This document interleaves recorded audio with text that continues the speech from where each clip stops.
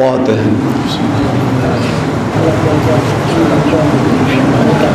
إياك نعبد وإياك نستعين الصراط المستقيم صراط الذين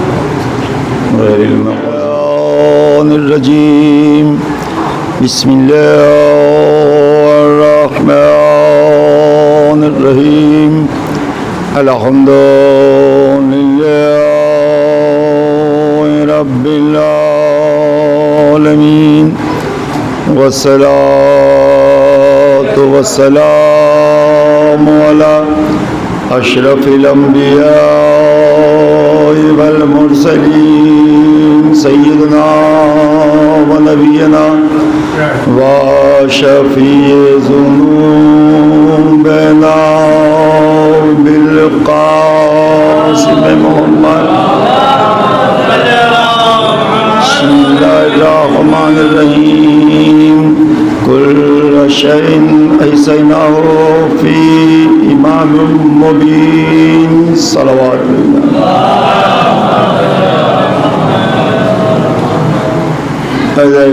کلام الہی سے اس آیہ کریمہ کے تلاوت کا شرف حاصل کیا گیا. وہ ظاہری ترجمے میں امامت سے متعلق یا اعلان ہو رہا ہے کہ کل شیء أحصيناه في إمام مبين. اعلان رب العزت کہ میں نے ہر علم کا حساب امام مبین میں کر دیا. مرکز علوم امام مبین کو بنایا گیا. امام مبین سے مراد عالم اسلام میں کچھ لوگوں نے قرآن سے سمجھا اور ہمارے عقیدے میں عصمت کے دائرے میں آنے والی امامت کو محسوس کیا گیا. اس اختلاف کے بیچ جب بھی آپ اس سلسلے میں گفتگو کریں تو ہمیں علم ہونا چاہیے کہ قرآن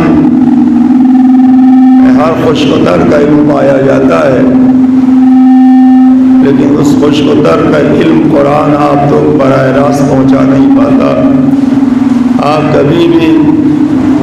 لفظوں کے سہارے نہ عمل سیکھ سکتے ہیں نہ میدان عمل میں اتر سکتے ہیں. اس لیے صلوات بھیج دیں آپ آزاد بہت بڑے.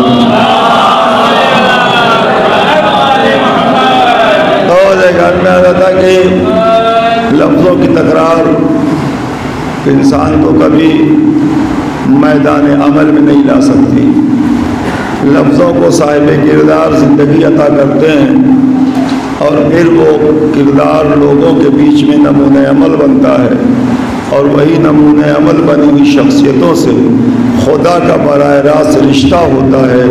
کہ جو من جانب اللہ عمل کر کے ہمیں دعوت عمل دیتے ہیں. اسی پورے سلسلے کو جب آپ اپنے عقیدے میں لاتے ہیں تو عصمت کی ایک صف ہے جس میں نبوت، رسالت اور امامت پائی جاتی ہے. یہ وہ منصب ہیں کہ جو اللہ کی جانب سے منتخب شخصیتوں کو عطا کیے گئے، جس کا پہلا مسئلہ ہے کہ وہ معصوم ہو، معصوم جس سے کوئی خطا نہ ہو. ان شخصیتوں کا انتخاب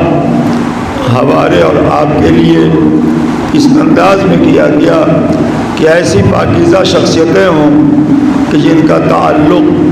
ایک ہی وقت میں خدا سے بھی ہو اور بندوں سے بھی ہو. جب خدا اور بندے دونوں سے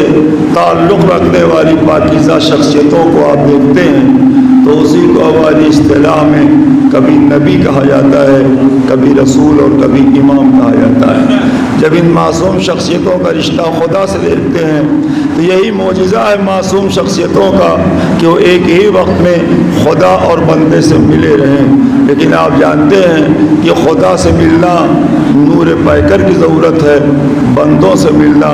خاکی پیکر کی ضرورت ہے. جب یہ دونوں تقاضے ہونے چاہیے تب جا کے وہ معصوم رہبر ہمارے بیچ آئیڈیل بنتا ہے. اسی لیے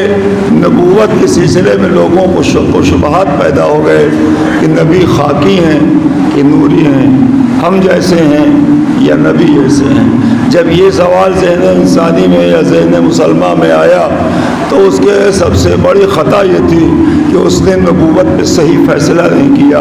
حق ادا نہیں کیا نبی کو نبی ماننے کا، اس لیے کہ اگر نبی نور پیکر نہ ہوں تو خدا سے کچھ لے نہ پائیں، اگر خاکی پیکر میں ڈھلے نہ ہوں تو ہمیں کچھ دے نہ پائیں۔ اگر ان دونوں راز کو سمجھ جاتا مسلمان تو دونوں رشتوں سے وہ نبوت اور رسالت کو دیکھ سکتا تھا، اس لیے کہ جب یہ خدا سے ملے، بحر نور سے ملے تو نور پیکر بن کے ملے، ہم سے ملے تو بشر بن کے ملے۔ ان کی زندگی کا یہی معجزہ تھا کہ ایک ہی وقت میں نور پیکر بھی تھے اور بشر بھی تھے۔ اگر بشر نہ ہوتے تو ہماری ہدایت ممکن نہ ہوتی، نور نہ ہوتے تو خدا سے ملاقات ممکن نہ ہوتی۔ تو دونوں طرف سے رشتہ قائم رکھنا کہ خدا سے لے کے بندوں تک پہنچانا، یہ وہ حکمت الہیہ ہے کہ جس میں آپ دائرہ عصمت میں ان شخصیتوں کو دیکھتے ہیں جس میں آپ کے بیچ میں رسول جن کا آپ کلمہ پڑھتے ہیں اور ولایت جن کی امامت کا اقرار کرتے ہیں۔ صلوات بھیج دے آپ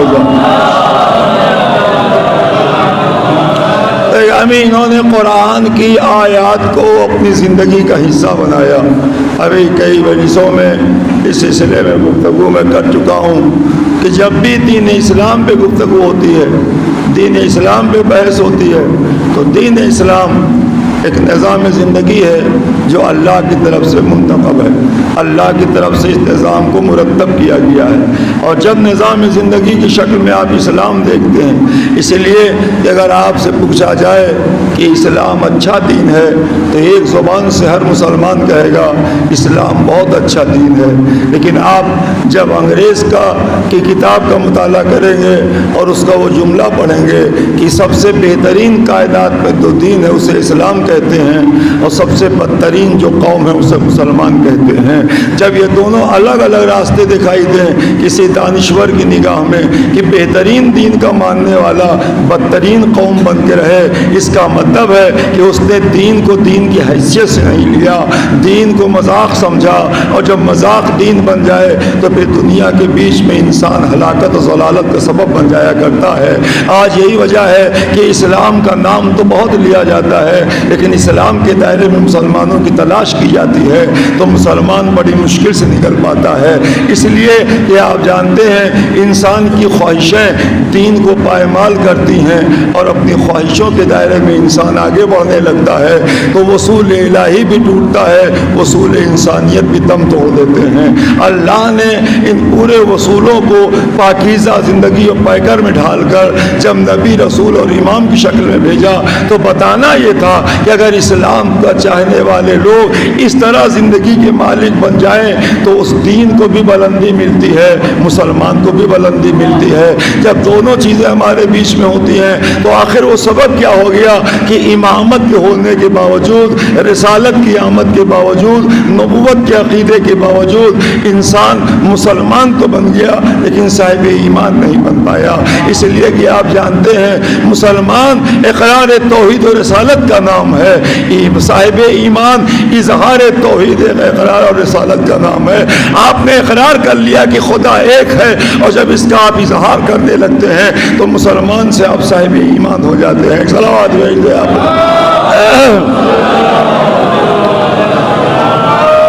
میں عرض کر رہا تھا کہ وہ پورے اس سسٹم کو، طریقے کو جو میں آپ کے بیچ میں عرض کرنا چاہتا ہوں، شاید بات پہنچ پا رہی ہے کہ نہیں، کہ امامت کا عقیدہ جو ہمارے بیچ مرکز علم بن کر آیا، ہر علم کا ایسا امام مبین میں کر دیا گیا۔ اب جب آپ اسلام کی صحیح تصویر ڈھونڈنا چاہیں تو اسلام کی صحیح تصویر کہاں ملے گی؟ آپ جانتے ہیں کہ اللہ نے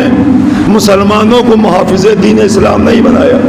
آپ دین کے محافظ نہیں ہیں، آپ دین کے پابند ہیں۔ دین کا پابند اور ہوتا ہے، دین کا محافظ اور ہوتا ہے۔ محافظ ہم اس لیے نہیں ہو سکتے کہ ہمارے پاس پورا دین ہے ہی نہیں، تو ہم کس دین کے محافظ بنیں گے؟ اللہ نے دین کا محافظ معصوم کو بنایا جو وارث دین بھی ہے، پابند دین بھی ہے اور محافظ دین بھی ہے۔ اسی لیے ہمیں ان کی نصرت کا حکم دیا گیا، معصوم کو دین بچانے کا حکم دیا گیا۔ صلوات بھیج دیں آپ۔ تو میں عرض کر رہا کہ یہ جب رسالت سے امامت تک کا پورا سفر آپ کے بیچ میں ہو، بہت زیادہ میں عرض کرنے والا نہیں ہوں، بس اس حد تک ایک مجلس مکمل ہو جائے اور اس بیان کو مکمل کر کے نوجوانوں تک پہنچا دیا جائے کہ جب آپ رسالت کو دیکھتے ہیں تو 63 سالہ زندگی ہے، امامت میں داخل ہوتے ہیں تو الگ الگ سن و سال میں امامت پائی جاتی ہے، لیکن آپ کے بیچ میں اگر عرض کروں کہ 63 سال میں اللہ کے رسول نے 40 سال تک خاموشی اختیار کر لی،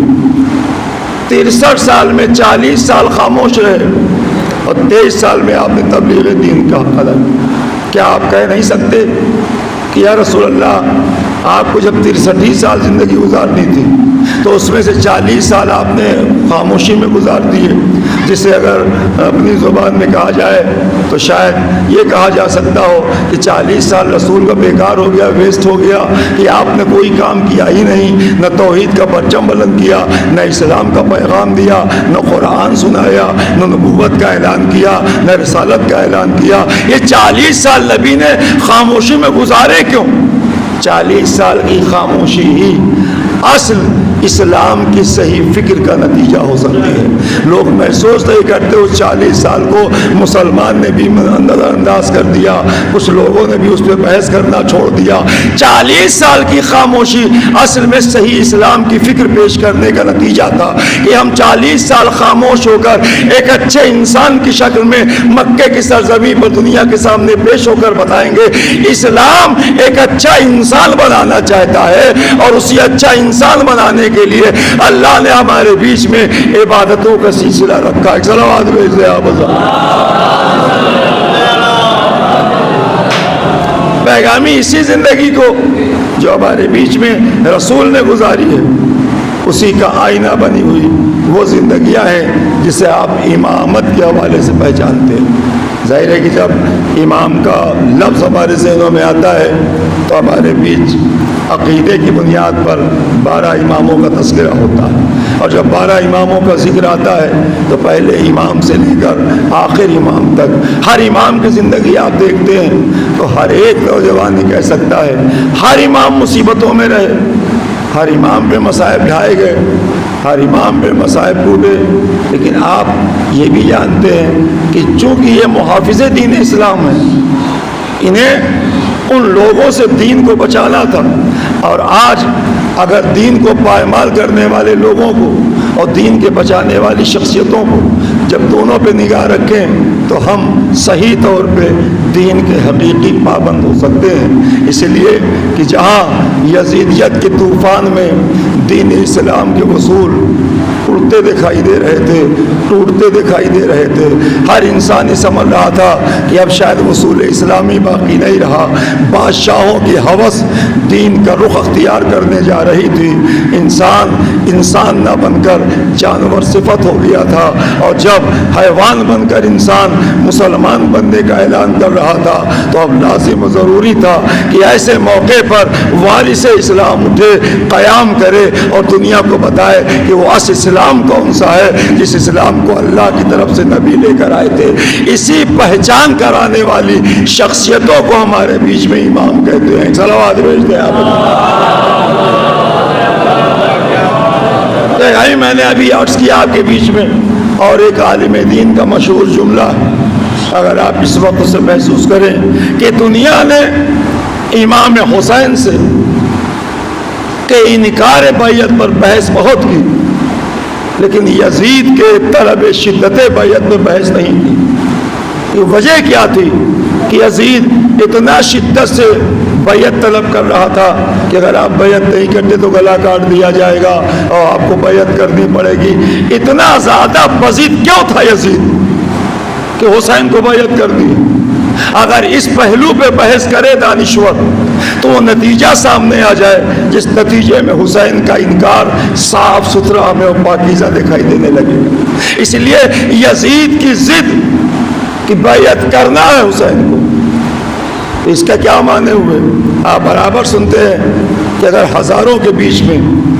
سبھی ایک کو مان لے اور ایک کسی کو نہ مانے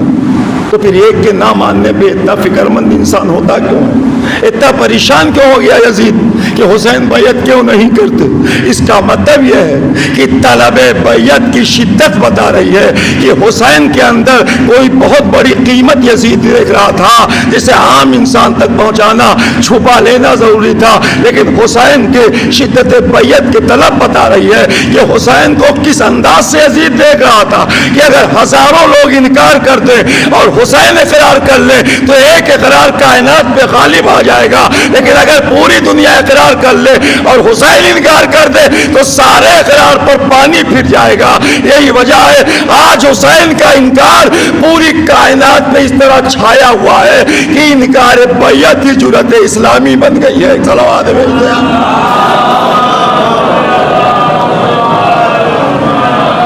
میں نے عرض کیا یہ امامت ہے جو تحفظ دین اسلام کی میں آپ کو دیکھی آئی، اور جب آپ اس امامت کے سلسلے میں ظاہر ہے کہ آج جب امام کے مخصوص یاد میں یہ مجلس اعزا آپ کے بیچ میں منعقد کی گئی ہے اور اسی امام کی کا تذکرہ بہرحال ہونا ہے، تو اب میں عرض کروں کہ اگر آپ امام حسین کے انکار بیعت کو دیکھ چکے تو سبب کیا تھا؟ آپ سمجھ سکتے ہیں کہ امام حسین نے جو انکار کیا تھا وہ مشہور جملہ آپ کا کہ حسین جیسا یزید جیسے کی بیعت نہیں کر سکتا، یہ لفظ جو امام حسین نے اپنی زبان سے ادا کیا، اس لفظ میں اتنا وزن تھا کہ آج تک کی باطل قوتیں کسی زمانے کے حسین سے بیعت طلب نہیں کر پائیں۔ وہ صادق زبان سے نکلے ہوئے کلمات کہ کہہ دیا اگر حسین نے تو پھر کہہ دیا کہ کسی زمانے کا بھی یزید ہو اس زمانے کا حسین کبھی بیعت نہیں کر سکتا۔ اسی لہجہ انکار حسینی کو آپ نے نعروں کی شکل دے دی، جو آپ کہتے ہیں یزیدیت مرد آباد، حسینیت زندہ آباد۔ ان لہجوں میں وہی انکار ہے کہ ہر زمانے کو حسین کو آپ حسینیت کے دائرے میں لا کر زندہ آباد کہتے ہیں، اور ہر زمانے کے یزید کو یزیدیت کے دائرے میں لا کے مرد آباد کہتے ہیں کہ حسین نے کہا کسی زمانے کا حسین کسی دور کے یزید کی بیعت نہیں کر سکتا، تو ہم ہر زمانے کے یزید پر لعنت کرتے ہیں اور ہر دور کے حسین کی حسینیت کا اقرار کرتے ہیں۔ صلوات بھیجیں آپ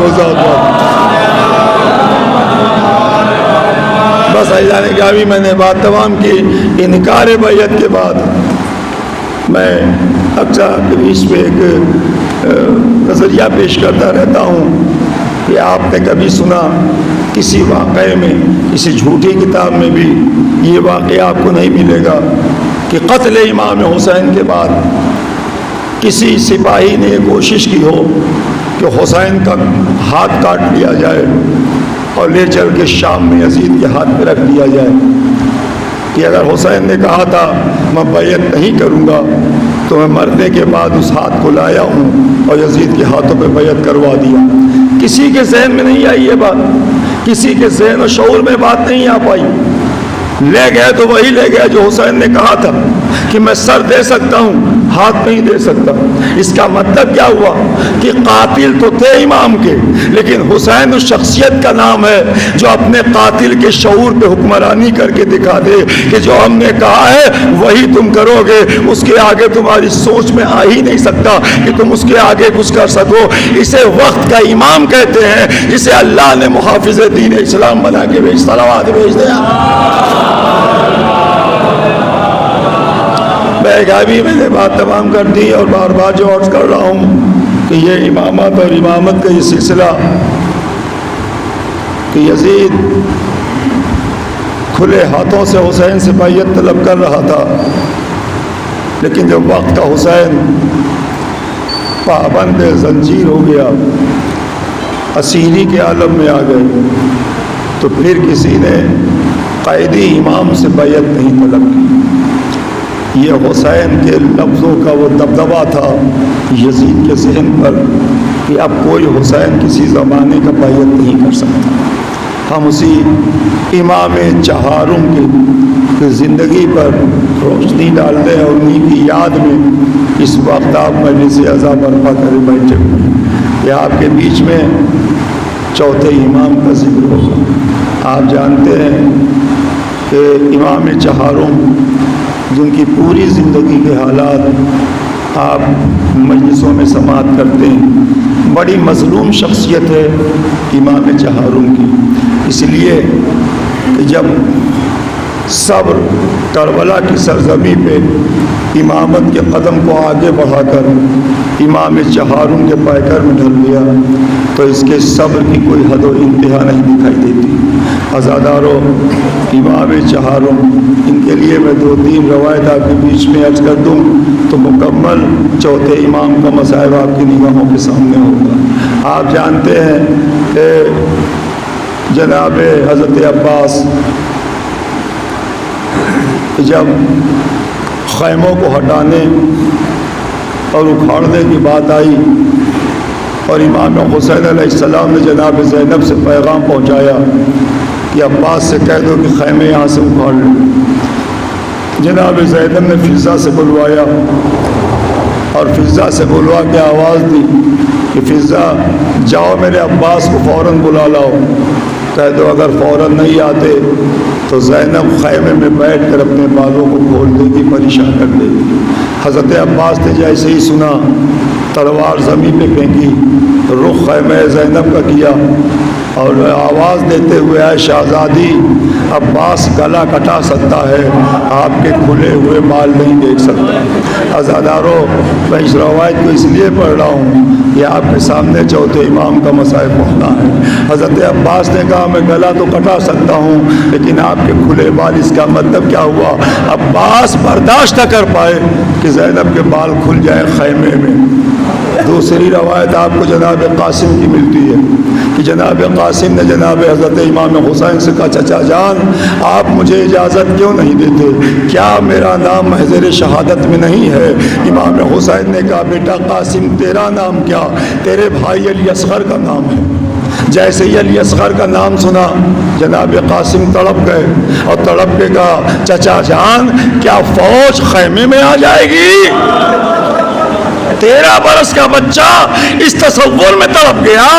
کہ کیا خیمے تک فوج آ جائے گی، تب تو میرا علی اصغر مارا جائے گا۔ امام حسین نے کہا نہیں بیٹا قاسم،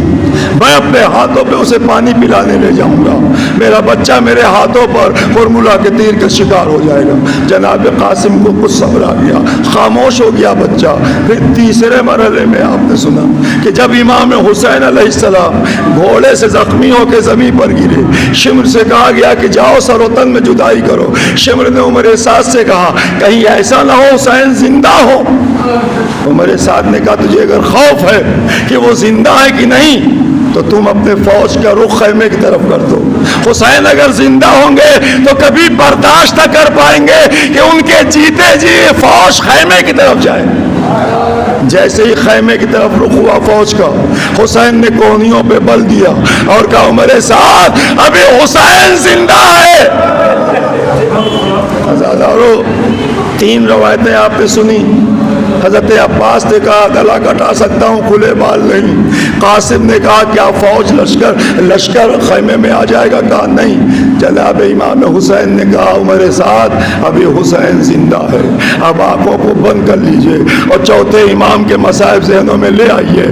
جو جوانان بنی ہاشم سوچ کر تڑپ رہے تھے اسے آنکھوں سے دیکھا تو میرے بیمار امام نے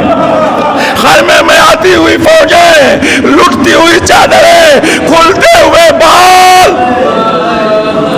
یہ سارا منظر اگر دیکھا تو میرے بیمار امام نے دیکھا۔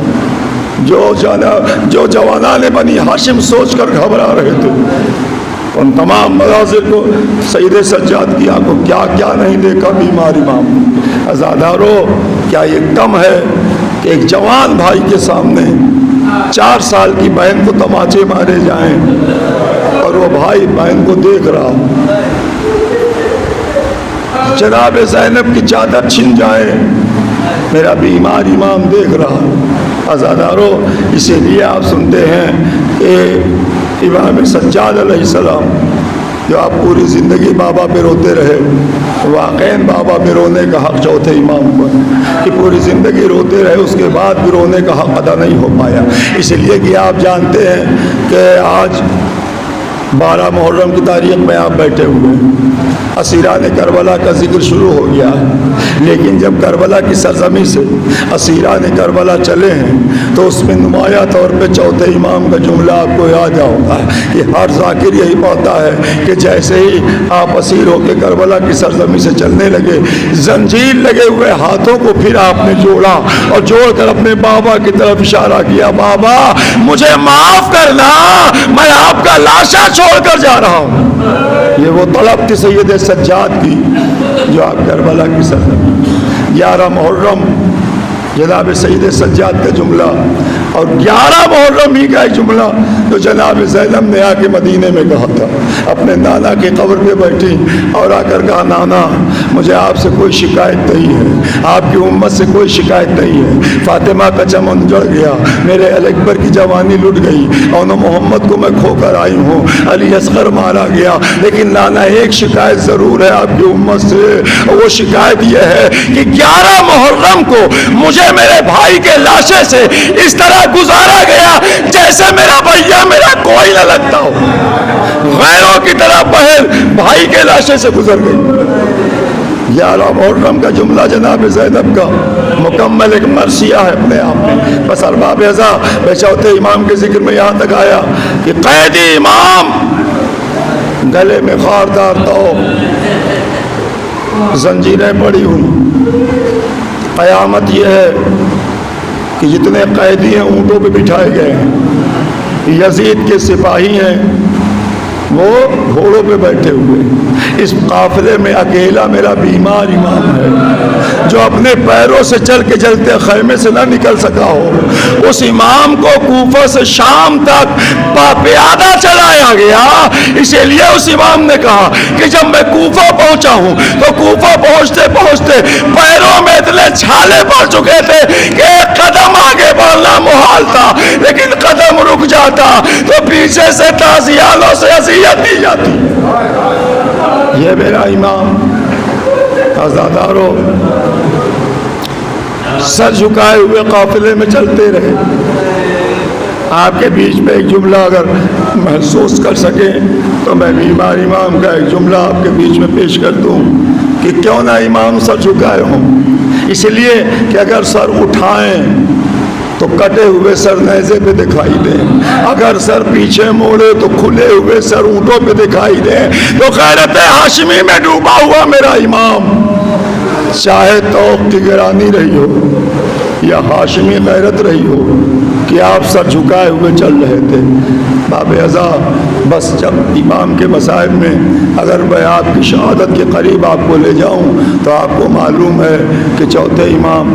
جتنے بھی اذیتوں مصائبوں سے گزرے ہیں، لیکن جب واپس مدینے آئے تو آپ جانتے ہیں مدینے کی صورتحال کیا تھی۔ ہر لمحہ جب میں عمرہ کرنے گیا تو مدینے میں ایک مولوی لے کے مجھے ایک جگہ گیا، کہا خاموشی چلو میں تمہیں وہ جگہ دکھاؤں جہاں عام طور سے زیارت کرنے والے نہیں جا پاتے۔ جب میں وہاں گیا تو دیکھا کہ ایک چبوترا تھا اور اسی کے پاس ایک کنواں، اس نے دکھایا کہ آپ چلے چلو پھر میں بتاتا ہوں یہ کیا ہے۔ جب واپس آیا تو اس نے کہا کہ میرے چوتھے امام سید سجاد گھر سے نکل کر آتے اس چبوترے پہ بیٹھتے، کنویں سے پانی نکالتے، پانی ہاتھ میں لیتے، کربلا کا رخ کرتے اور کہتے بابا یہی وہ پانی ہے کہ جس کے بغیر آپ کو ذبح کر دیا گیا۔ پانی کم پیتے تھے، روتے زیادہ تھے، آپ کے آنسو زیادہ گرتا تھا، آپ پانی کم پیتے تھے۔ اسی لیے آپ اہل سنت کی کتابوں میں دیکھیں تو آپ کو باقاعدہ ملے گا کہ چوتھے امام نے پوری زندگی ٹھنڈا پانی پیا ہی نہیں، اس لیے کہ امام نے کہا تھا بیٹا میرے چاہنے والوں کو سلام کر کے کہنا کہ جب وہ ٹھنڈا پانی پیے تو میری پیاس یاد کر لیں۔ بغیر ٹھنڈا پانی پیے امام باپ کی یاد میں غش کھا کے گر جاتے تھے، روتے روتے آپ غش کھا جاتے تھے۔ بس آئیے آخری جملوں میں بات کو تمام کرتے، یہی سبب ہے کہ جب 25 محرم 95 ہجری کو ولید مرعون نے زہر دغا سے آپ کو شہید کیا، آپ کے اوپر زہر کا اثر پھیلا۔ بس جب زہر اثر کا پھیلا تو میرے 5ویں امام باپ کے بغل میں پہلو میں آئے۔ چوتھے امام نے کہا بیٹا مجھے مسند سے اتار کر زمین پہ لٹا دوں۔ پانچویں امام نے کہا بابا آپ کا آخری وقت ہے، میں محسوس کر رہا ہوں کہ آپ کے اوپر زہر کے اثرات پورے ہو چکے ہیں، پھر آپ مسند ہی پہ رہیے، آپ کو زمین پہ اترنے کی کیا ضرورت۔ چوتھے امام نے کہا بیٹا میں دیکھنا چاہتا ہوں کہ زمین پہ میرا بابا کس طرح اس دنیا سے رخصت ہوا۔ جاتے جاتے باپ کی یاد میں تڑپتا ہوا یہ بیٹا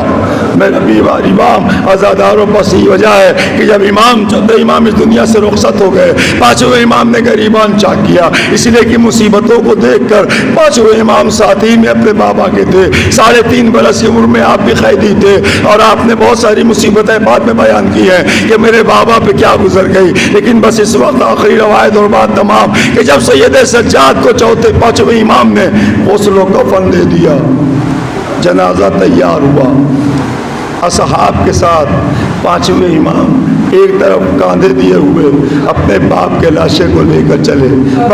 بس اس جملے کو آپ سے بات کر لیں، میں نے بات تمام کر دی۔ آپ کس طرح امام چہارم کے مصائب پہ رو سکتے ہیں جو پوری زندگی اپنے بابا کا عزادار بنا رہا، آج اگر اس پر ہم گریہ کرنے بیٹھے ہیں تو ہم کس طرح آنسو بہا سکتے ہیں، کس طرح نذرانہ عقیدت پیش کر سکتے ہیں۔ اسی لیے کہ وہی امام ہے کہ جس نے منحال سے کہا تھا منحال جب میرے بابا کے مصائب پڑھے جائیں تو اس طرح گریہ کرو جیسے وقت صرف جانور آواز کیا کرتے ہیں۔ امام بآواز بلند گریہ پسند کر رہے تھے۔ چوتھے امام کا جنازہ پانچویں امام لے کے نکلے، کچھ دور چلے تھے، یہ پانچویں امام نے محسوس کیا کہ جیسے میرے بابا کا جسم حرکت کر رہا، کانپ رہا ہے۔ پانچویں امام نے اور کاندھا دیے ہوئے لوگوں سے کہا ذرا زمین پہ رکھ دو جنازہ زمین پہ رکھا گیا۔ امام نے ان لوگوں سے کہا ذرا دور ہو جاؤ، وہ دور ہو گئے۔ پانچویں امام نے جنازے سے چادر ہٹائی، چادر ہٹا کے اپنے بابا کے چہرے مقدس کو کھولا، میت سچی ہوئی ہے، جنازہ تیار ہے، جنازے میں لپٹی ہوئی امامت ہے۔ پانچویں امام نے جیسے چہرہ کھولا اور قریب آ کے کہا بابا جو میں محسوس کر رہا ہوں کیا وہی صحیح ہے؟ مجھے لگ رہا ہے کہ آپ کا جسم کانپ رہا ہے، آپ کا جسم حرکت کر رہا ہے۔ عزاداروں میرے بیمار امام نے شہادت کے بعد، مرنے کے بعد، شہادت کے بعد آواز دی اے بیٹا تو نے میرا جنازہ اٹھایا، مجھے میرا بابا یاد آیا، آئے میں وہ بیٹا کہ جس نے آپ کے باپ کا جنازہ لاؤ، آج اٹھتے جنازے نے باپ کو باپ کی یاد دلائی اور باب ادا یہ میرا بیمار